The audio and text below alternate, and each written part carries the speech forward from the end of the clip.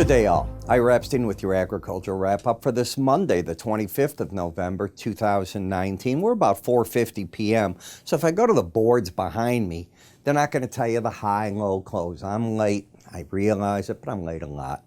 And as you can see, these are the prices. Now, I'm going to come to the charts because we can talk.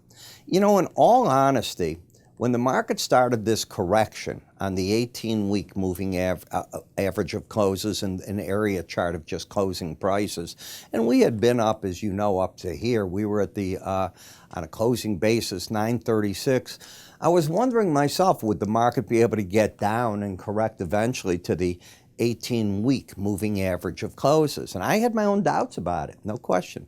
Tell me what's going on. We have knocked down the door. Whether you hit 891 now or 891 and a half, because you round up that number, I consider it we've accomplished that goal. Beans have fallen back into this support zone. We'll see if it has any meaning to it. When we take a look at the daily bar chart, this is how this market has fallen apart. So I realize that traders are talking that the U.S. and China are getting close and that China is making moves on its intellectual property, and by 2022 they're going to have something else where they're going to go after people that do things. I don't know what go after people means. I don't know anything other than a law. Did they put any laws on the books? You can't tell me a government or policy, but there's no laws. I question it. And in this particular market, the market seems to be on the same school. The other thing the market's worried about, we have not heard in any manner what is the quantity of agriculture, what's it made out of, that China's agreeing to. Are they going back to 14, 16 months ago on levels? Why do we get into this whole mess? Those are the questions that are being asked. And the market during harvest has been coming down rather hard. Now, as we look at the swing line pattern, you starting right over here, you began that with that high, breaking down to a low, bounce, and then you've never looked back since you got through here. It's only 5 days ago, so it's not historical, but from 910, you've dropped about another 20 cents in the market. You can see a convergence of key moving averages for big resistance zone, be it the 911, 916 and 3/4, let's call it 917, to the 918 and 3/4. So should the market get a piece of news that can get short covering going, this is the zone I'm looking for resistance to show up in. When we come to the Bollinger Bands, when a market lays on a Bollinger Band, and that's what it's done in this black line, just keeps hanging on it. It's a bearish sign, especially when you've got the slow stochastic locked in and embedded. Embedded means that the market back here converted itself from oversold, where the numbers were playing around the 20 level, to finally both numbers getting themselves this next day, and this was, by the way, November 12th, so don't tell me this is history, and finally getting a couple of 3 days, several days in a row under that number. When that happens, it means that you'll hear me say, I think the pros are selling the rallies. This takes over the leadership on the chart. And you get bounces, but until this is lost, I think the pros are aggressive on the short side of the market. And then the market, and this is last Wednesday, the market starts leaning on that number, and it's where people say, I can't keep going down, it's oversold. Okay, you've just dropped another 20 cents on what you're saying. And until that red line pops over 20 on a closing basis, I say this market will continue to look for spots to be sold. In the meal market, different. Oversold condition. Both numbers not going sideways under the 20 level. So support comes in against the lower band, which it really hasn't hit. It missed it, if I'm correct. This was 305 and 301. 20 was the settlement, didn't quite get there. Yeah, it did. It hit it on Friday. I want to see. It exactly hit that Bollinger Band, gave you a little move away from it, but it's not running anywhere. It's an oversold market in a downtrend that has hit a downside target, similar to what the market did right back here, and then you had a bounce. And no, hitting the band does not mean you're necessarily looking for a bounce. It can embed, it can lean on it. But it is an area when it first hits it that I think pros take money off the table, and then they stand back and look at to see their indicators what they want to do. Now, soybean oil collapsed today. This is what I call a complete rejection. If you take a look at Thursday's action, Friday's rather, you had rallied, didn't quite make it to the 18-day average. You had a pattern of lower highs, higher lows. I think you can see that pretty clear.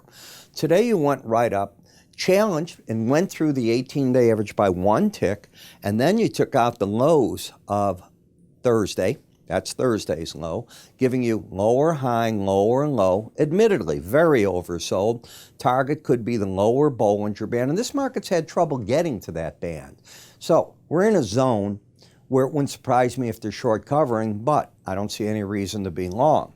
Take out today's high on Tuesday or Wednesday, and you negate this bearishness. Until that's done, the bears regain control of the market.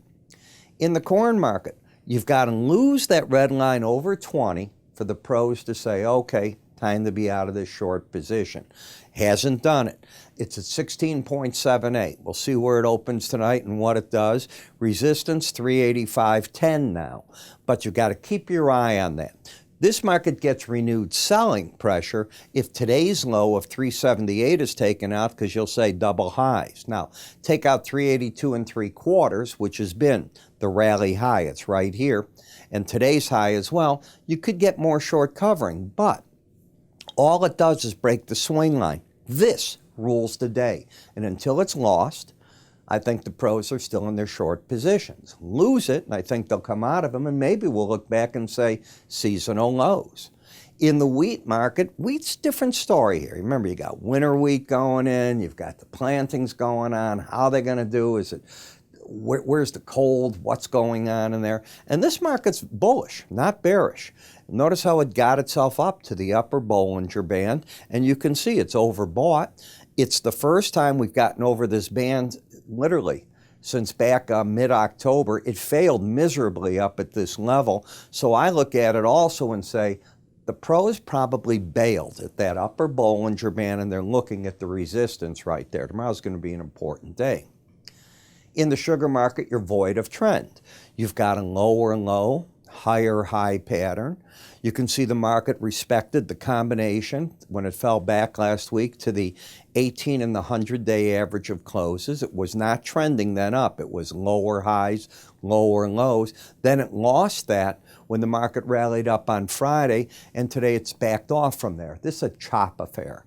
It is overbought, not following through either way. That doesn't mean it can't. Frankly, with this type of action, if you take out the highs of Friday, which is 1287, you could end up with higher lows, higher highs.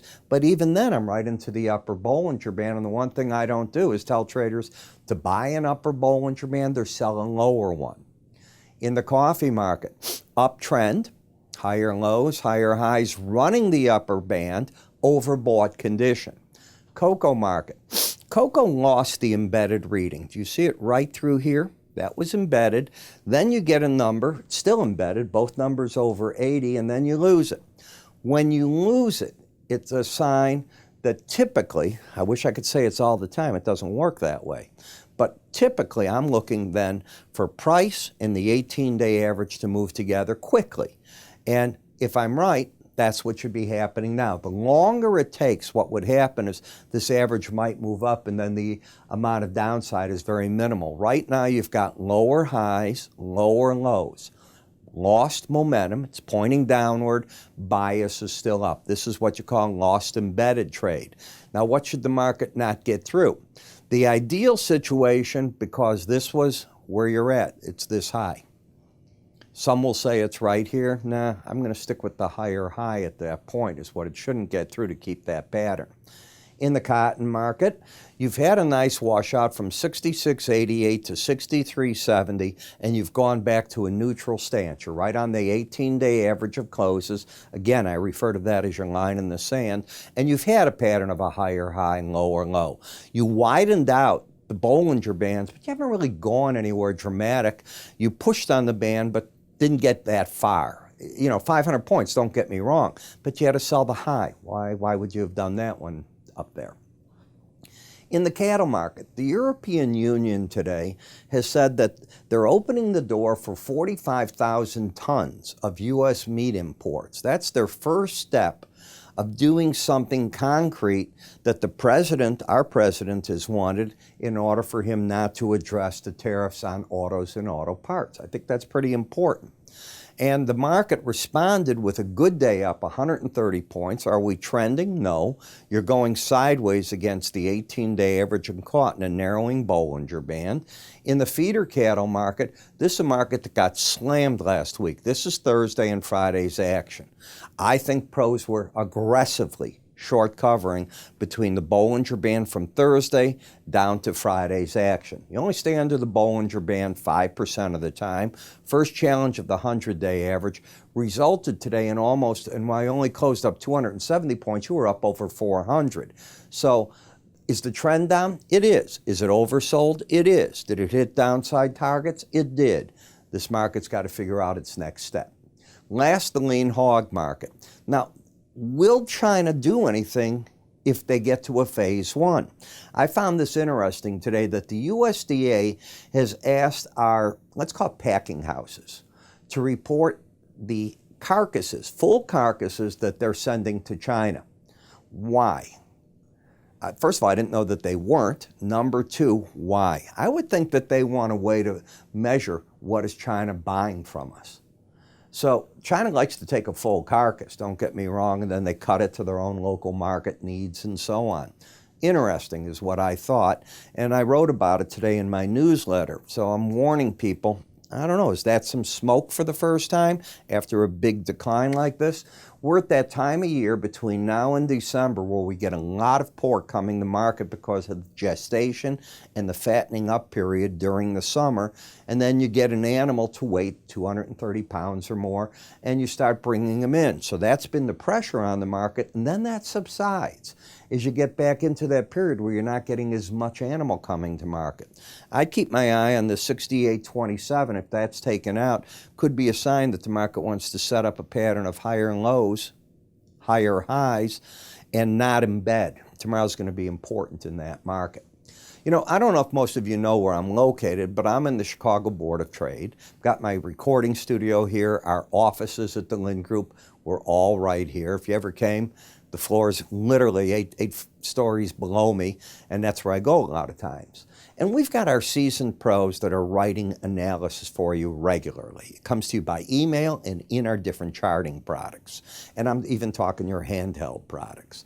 The markets that we're going to cover: energies, the financials, grains, meats, the softs, our special reports, technicals, and what we call our top trades. If you're an options trader, you're going to love what we do as well, because a lot of strategies are thrown out, and we tell you who's doing the buying, who's doing the selling, what the quantities are, where they're at. You can get this information sent to you by giving us a call. You can go to our website, and under the word Ira's Research, as soon as you go there, just click it and sign up there. Or you can click right here. If you're watching me on YouTube, it'll take you to that area. With that, I'm Ira Epstein. You have a good day, and I'll see you tomorrow.